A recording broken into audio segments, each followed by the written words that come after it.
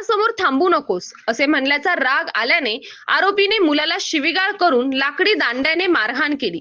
तसेच आईला देखील शिवीगाळ करून विनयभंग केल्याची घटना राहुरी तालुक्यातील एका गावात दिनांक 6 मे रोजी दुपारच्या दरम्यान घडली.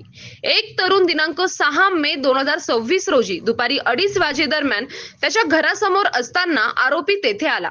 तेव्हा तरुण त्यास म्हणाला की तू इथे थांबू नको असे म्हणाल्याचा राग आल्याने आरोपीने तरुणाला शिवीगाळ करून लाकडी दांडक्याने मारहाण केली.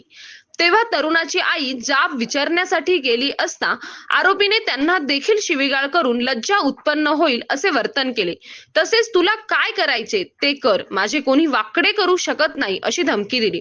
घटनेनंतर तरुणाने राहुरी पोलीस ठाण्यात फिर्याद दाखल केली. त्या फिर्यादीवरून आरोपी संकेत बाबासाहेब दुशिंग राहणार उंबरे तालुका राहुरी याच्यावर शिवीगाळ, मारहाण व धमकी दिल्याचा गुन्हा दाखल करण्यात आला.